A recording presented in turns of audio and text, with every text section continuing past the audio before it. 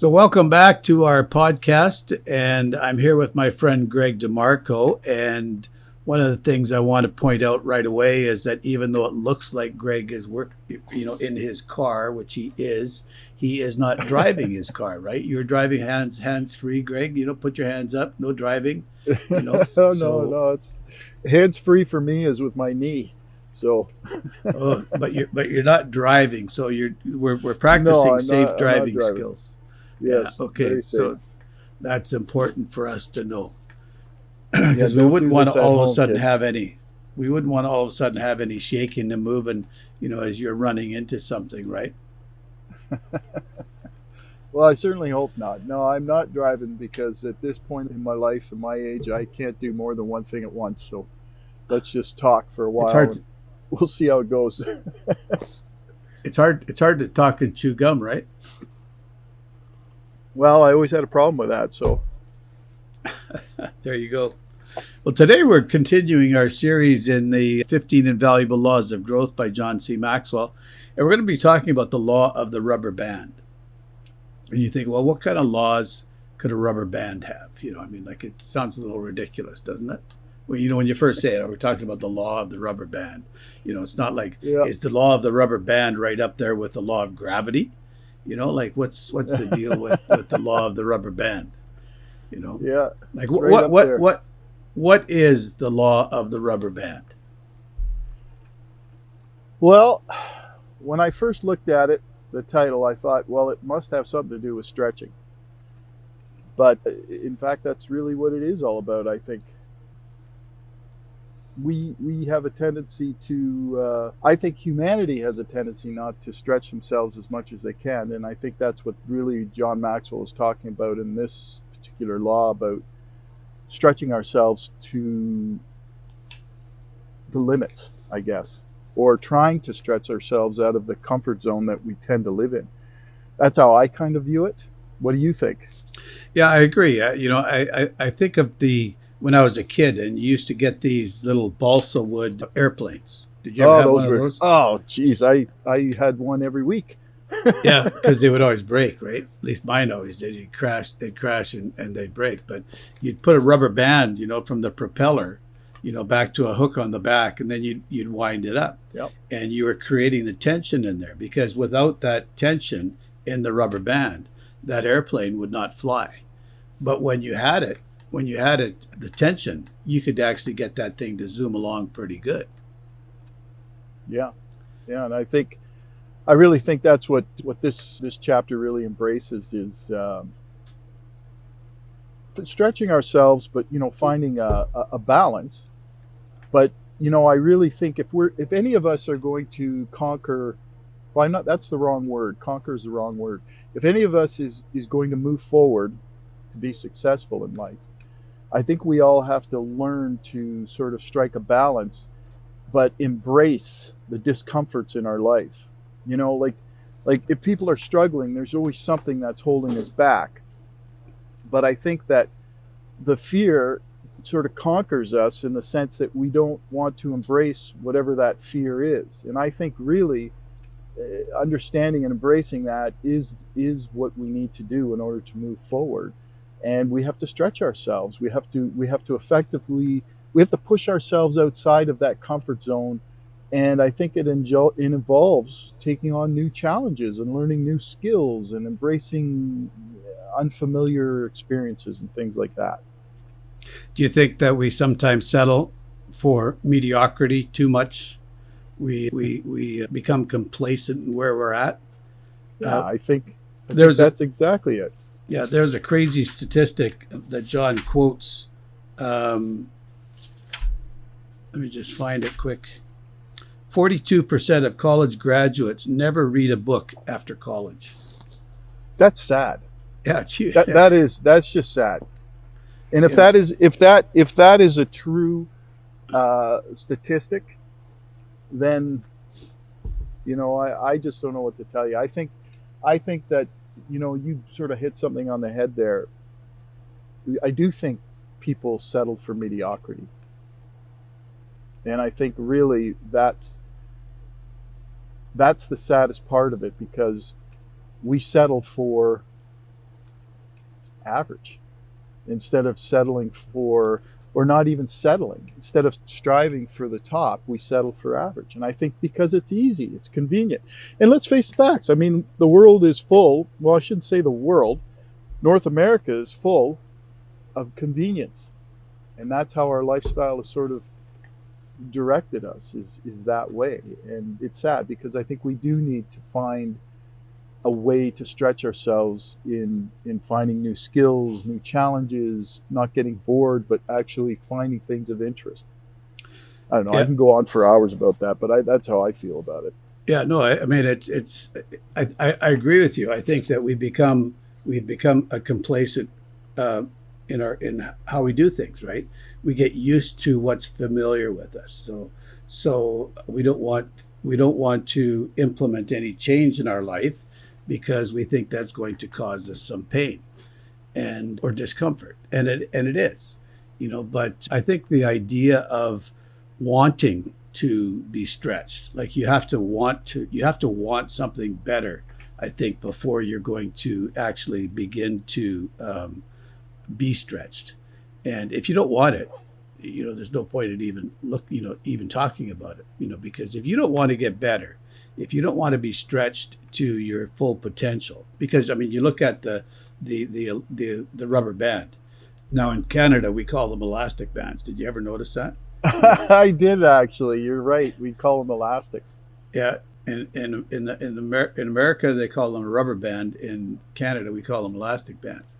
But anyway, that's it's That's neither funny. here, neither here nor there. But you know, if I don't want to be stretched, I'm not going to discover any of the potential that's in my life. Like that rubber band has potential. It has potential to drive my balsa wood airplane or car or whatever or whatever toy you made, through the air. But if it doesn't get stretched, it's not going to fulfill that potential. You know, the other thing I think that we were talking about before is that we have to have a mindset where we don't settle, where we're not willing to settle for the status quo. Yeah, that's difficult for a lot of people. That's a Yeah, good point. That's a really good point, Don, because I think people in general,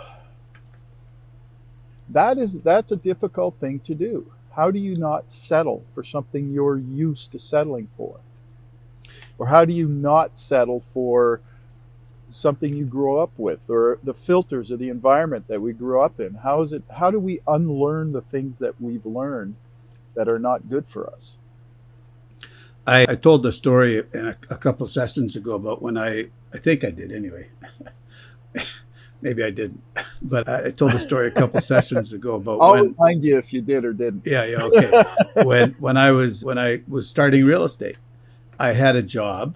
I was selling carpet, and it was a reasonable job. It wasn't a great job. I was indoors all the time. I was, you know, it was a good company that I was working for. They paid me a salary plus a, modest commission. And if I would have stayed there, I would have had a modest income. And when I left to go into real estate, because I had decided real estate was what I wanted to do. Um, I kept looking back at what I had there and thinking that if I would have only been satisfied with what I had there, I wouldn't be going through the pain of I wouldn't be going through the pain of trying to learn how to sell real estate. And I actually, there was a time where I thought, well, why don't I go back? If I could, but it was a time that I had to have a conversation with myself, says, okay, are you wanting to go forward, or do you want to stay where you are and go back? So clearly I made the choice to move forward, and I think it was a good choice. But I mean, it's those things, those places, how comfortable are you? Are you willing to settle for what's good enough, or are you going to strive for what's better? Well, it's a good question, and I think that's the thing that I think that's part of the reason of the things that keep us up at night. Is this the right decision? Should we choose this? And it's fear. It's all fear. That's what holds us back. And you know what? Everybody talks about fear as being a really evil thing, and I think it is to a large extent. However, I think the good thing about fear is it makes us question whether or not we're doing the right thing, you know? And sometimes we do need that. There were times me growing up and getting involved in certain business aspects of things and jumping from one job to the next because, sort of that idea of a bird in hand is better than two in the bush kind of thing, where I kind of look over the fence and see that the grass is greener. But of course, you get over there and you look back and you see the grass is just as green. Yeah. But you never understand that until you make a move, and then by then you've burned some bridges, or you've made a mistake, and then sometimes it's not so easy to go back. But I Yeah. think that, and I'm not trying to discourage people from moving forward or making a change. I think in your case, that's a great example of someone who made the right decision, because your life certainly hasn't been modest, I wouldn't say. But I think that, even though you may live a modest life, I don't know, but I'm just saying it doesn't seem that way to me. But I think that what happens is we just need to be able to look at a situation and say, okay, is this the right move for me? Does this fall in alignment with the long-term goals I have? I don't think a lot of people ask that question. They just think, okay, I'll make a little more money. It's probably something it'll be different and I'll like. But is it in alignment with your long-term goals? Yeah, And you where do have you to. see your life? Yeah, you have to start with inside you. Like where are you thinking? Like what's your overarching goals? I just wanted to go back quickly to the idea of fear as a motivator, and it is a motivator. Yeah. I could run scared faster than most guys could mad. So That's how you got out. That's how you got out of a lot of trouble, didn't you? absolutely. I remember one noon hour, I ran around the whole schoolyard away from this guy because he was mad at me, and I don't remember what I did, but he never caught me. I know that. I remember Anyway, as a I remember as a young kid stealing crab apples out of some lady's tree, and she came running out the back with a wooden spoon. And I remember running like you'd never seen me run before in my life. yeah, you can run. You can run faster Yeah, scared than most people can mad. So the idea is that when we stretch ourselves, it's going to initiate some change. That's going to start a process of going through a change. So we have to figure out how we're going to navigate that then as well, right? yeah. I mean, obviously, there's a lot of challenges that people are faced with in life, and I think fear is good in this respect. It makes us question whether or not we are making the right decision. But we have to be strong enough to if we don't think about the fear and embrace it for what it is, we'll never take that first step forward into a new challenge either. Because, you know, if you don't do that, you'll just never get past the fear of anything. You'll just end up being sedentary and displeased and unhappy, I think, in life. Brian Buffini, I've mentioned him before in our calls. He tells us. Well, he doesn't tell a story. He just says everybody wants to get to heaven, but not everybody wants to die to get there. So the Yeah. dying part is the change that we have to go through.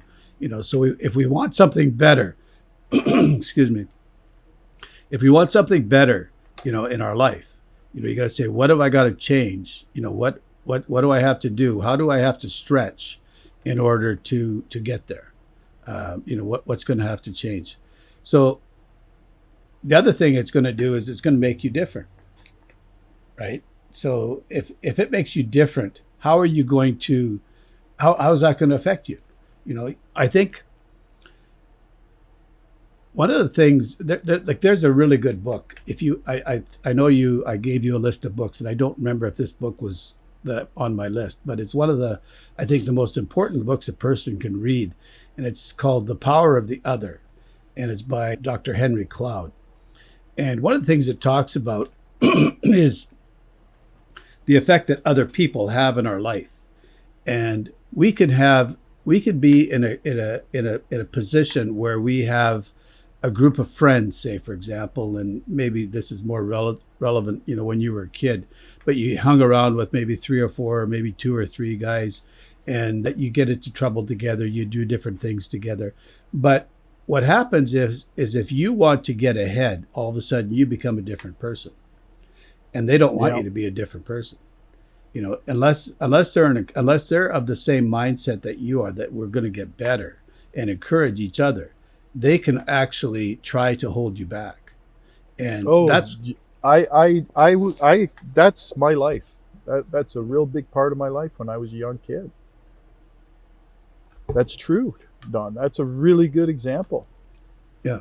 But you become the different person because you want to be better, right? That's So right. you have to be aware that that's going to happen, because if you're not aware of that, it can blindside you. I mean, it can, all of a sudden, people that you really care about, and you think, okay, these people love me, they care about me, they're going to be happy that I'm doing something, that I'm going to be, trying to be more successful. But in a lot of cases, they can, unfortunately, they don't want you to be any more successful, because they recognize that you're going to leave them behind. Well, this And is it. This is, and but the sad thing about that, though, Don, is this: it's just not when you're a kid. It happens when people are adults too. yeah, You'd think that people would know better, and that they would want. You'd think that your inner circle of people that are with you throughout your life or whatever, that would be there to encourage you to do better and to move on, but they don't, because of what you just said. yeah, yeah, it's tragic, really.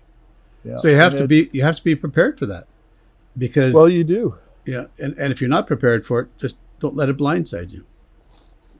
One of Yeah, the others, I was fortunate when I was younger that I had this friend who was really, he was further ahead than all of us, really, in a mindset way. That his parents were really good, and he was an only child, so I guess it was easier for them because they could just focus all their energy on their one child. But anyway, I remember having that discussion with him when I was like 14 years old, 15 years old, and he made me aware of the fact that most of the people around us were trying to hold us back rather than encourage us to move forward. And I said, well, why would they do that?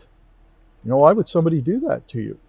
He goes, because they just afraid, and they don't want to see you succeed or step higher than they are. And but that's but the that's sad. but the reality also should be, I mean, I think that if we are able to step out and get, further advanced, then we should be willing to turn around and offer a helping hand to somebody else who's also on that journey and may not be at the same place we are. So we should Yeah. also always be willing to help somebody else, to climb, further, and to stretch themselves and become better of who they are. Because Well, it'll without that conversation with that friend of mine, I don't know where I would have ended up. That was at a critical part in someone's life too. I was 14 years old, and I was that guy who just wanted to belong and be. I wanted to be accepted by everybody, right? But that's an interesting concept that you've just introduced to this discussion, because it's critical in our development and our growth. And there are people out there that don't experience that, or they experience it, but they're not aware of it and what's happening to people. So that's a good topic. Yeah. So the other benefits of being stretched, and the law of the rubber band is that your lifestyle, it becomes a lifestyle of growth. I think when we have that mindset that we want to improve ourselves and improve who we are, and get better, I think that becomes a mindset, that becomes a lifestyle for us, where we have a lifestyle of being a lifelong learner, and I think that those types of things we have to be intentional about. They're Yeah. not just going to be haphazard. It's not going to just by osmosis you're going to grow. You have to be intentional about your growth. And that's I think, part of the law of the rubber band. And Yeah. Yeah, it's a good law. I mean, when you first look at the title, you think, "Oh, what kind of nonsense is this?" But really, it's a great analogy for a great discussion that we've just had, right? Yeah. Because I think that there's a lot of truth in there, and it's all about, I think, developing a mindset, a growth mindset. Yeah. And lots of things that we've always talked about: continuous learning, stepping out of your comfort zone. These types of ideas that we need to really start sinking into our head. So the question we should leave with our listeners is, what are you going to do today to stretch yourself? Yeah. Yeah, that's always a great question. What are you going to do today that's going to make yourself better than you were yesterday? What are you That's going to right. learn? Is there something you're going to learn? Is there a challenge that you've been putting off? Um, is there a call you need to make? What is it Yeah, you're going to do that's going to propel you forward and make you better than you were yesterday? that's good. Well, Yeah. thank you, Greg, for your conversation and for not driving while you're talking. And Who says for I'm not? yeah, be No, it's careful. all good. It's All all right. good. So thank you again, everybody, for listening, and we'll look forward to next week when we're talking about what's the topic next week? The law of trade-offs. Oh, there you go. That's a Yeah, good what are one you too. willing to trade off? So there we Good. go. Look T- forward to it. Take care.